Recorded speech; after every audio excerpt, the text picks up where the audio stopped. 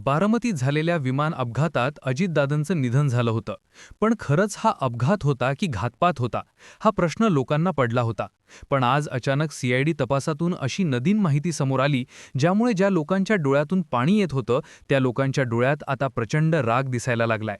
आजची जी बातमी आहे ती अतिशय धक्कादायक आहे. कारण की कालपर्यंत दादा आहेत, दादा जिवंत आहेत, दादा परत आले अशी चर्चा सुरू होती. पण आज सीआयडीच्या तपासात एक असं मोठं नाव समोर आलं, जे नाव ऐकल्यानंतर सगळ्यात आधी लोकांच्या डोळ्यातलं पाणी थांबलं. कार्यकर्ते रडायचे बंद झाले आणि त्यांच्या चेहऱ्यावर आता तीव्र रागाची भावना दिसून आली. सह्याद्रीचा वाहक अजितदादा आपल्यात नाही हे 100% खरं आहेत. पण कालपर्यंत दादा जिवंत आहेत, दादा परत आले, बारामतीत ते आले अशी सगळी खोटी माहिती दाखवली जात होती. कारण खरी माहिती दाबून टाकली होती. हा अपघात झाला, ज्या दिवशी दुर्दैवी प्रकार घडला त्या दिवशी दादा अनंतात विलीन झाले, हे आपल्याला मान्य करावं लागेल. पण या घटनेचा सूत्रधार कोण होता, या अपघातामध्ये कोणाचा हात होता, ही बातमी कधीच पुढे आली नाही. कारण की ही बातमी दाबून टाकण्याचा प्रयत्न झाला.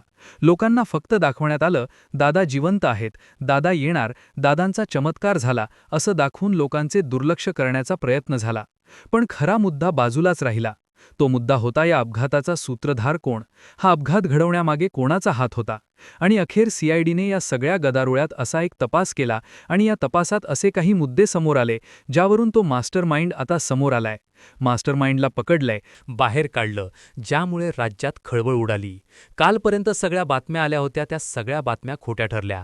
वैमानिकाची चूक होती, वैमानिकाला धावपट्टी दिसली नाही म्हणून अपघात झाला, हे सांगितलेलं कारण 100% खोटं निघालंय. जेव्हा या प्रकरणाचा तपास सुरू होता तेव्हा सगळ्यांना माहीत आहे 28 तारखेला सकाळी अपघात झाला. लोकांना 28 तारखेला सकाळपासून आजपर्यंत काय झालं हे माहीत आहे. पण 27 तारखेच्या मध्यरात्री काय झालं होतं याची कल्पना कोणालाच नव्हती. खरं तर प्लॅनिंग याच 27 तारखेच्या रात्री झालं होतं. 27 तारखेच्या रात्री काय झालं हे कोणालाच माहिती नव्हतं. लोकांना दाखवलं गेलं 28ला 8 वाजता विमान उडालं, 8:45 बारामतीला कोसळलं. 45 मिनिटात काय झालं दाखवलं. विमान कसं पडलं हे सांगितलं. त्यानंतर बातम्या वेगळ्याच दाखवल्या गेल्या. दादा जिवंत, दादा परत येणार अशा प्रकारचे जे आहे त्या बातम्या दाखवल्या गेल्या. पण ही चर्चा सुरू झाली की ही चर्चा कोणी सुरू केली होती असा संशय येत होता. आणि अखेर तो मास्टरमाइंड आता समोर आलाय. बातम्यांमध्ये खोटं दाखवलं गेलं, खरी बातमी दाबण्यासाठी, खऱ्या बातमीवर लक्ष जाऊ नये म्हणून लोकांना भ्रमित करण्यात आलं आणि अखेर एका व्यक्तीला आता त्या ठिकाणी समोर नाव आलेलं आहे. मग तो खरंच अपघात होता की घातपात होता? खरंच त्या दिवशी त्या प्रकरणात काही काळबेर होतं का? 27 तारखेला म्हणजे अपघात होण्याच्या आदल्या रात्री नेमकं कोणत्या अशा 3 घटना घडल्या, नेमकं काय गुपित हालचाली घडल्या की ज्यामुळे दादांचा अपघात घडला? हा घात घडवला गेला की आपोआप घडला? सगळ्या गोष्टी सीआयडीच्या तपासात समोर आलेल्या आहे. पहा, दादा जिवंत नाहीयेत हे 100% खरं आहे आणि दादा परत येऊ शकत नाही हे अंतिम सत्य आहे. पण दादांचा अपघात कोणी घडवला, कोण मास्टरमाइंड होता हे जाणून घेणं अगदी गरजेचं होतं. म्हणून मुख्यमंत्र्यांनी सीआयडीला घटनेची माहिती उघड करत आहोत, जी कुठल्याही टीव्हीवर तुम्हाला आजपर्यंत पाहायला मिळाली नाही, जी कुठल्याही पेपरमध्ये वाचायला मिळाली नाही. ही माहिती तुम्हाला नक्की विचार करायला भाग पाडेल. कारण की खरंच राजकारण ही खूप वांगाळ गोष्ट असते, असे दादा एकदा म्हटले होते. आणि अगदी ते कसं खरं ठरलंय, चला जाणून घेऊया. या संपूर्ण प्रकरणाचा सविस्तर रिपोर्ट. 28 जानेवारीला बारामतीत विमान अपघात घडला. दादा गेले, पण संशय बळवत होता. बातम्या आल्या, दादा जिवंत आहेत. बातम्या पसरवल्या, दादा परत आहेत.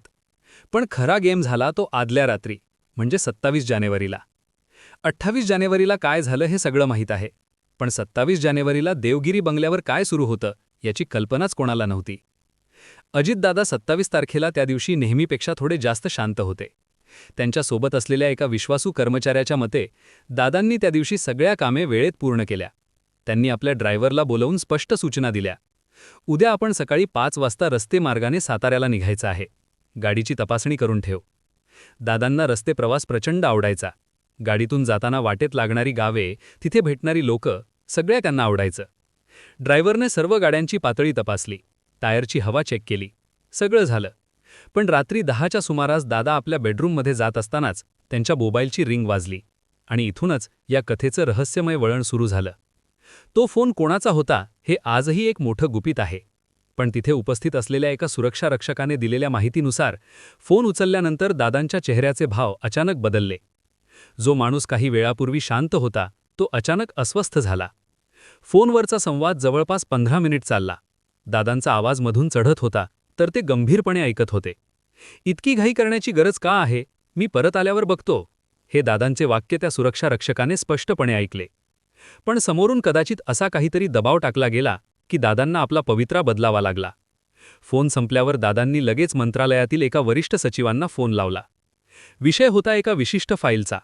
आता प्रश्न असा पडतो की निवडणुकीच्या धामधुमीत अशी कोणती फाईल होती की जिच्यासाठी एका उपमुख्यमंत्र्याला रात्री उशिरापर्यंत अस्वस्थ व्हावे लागले.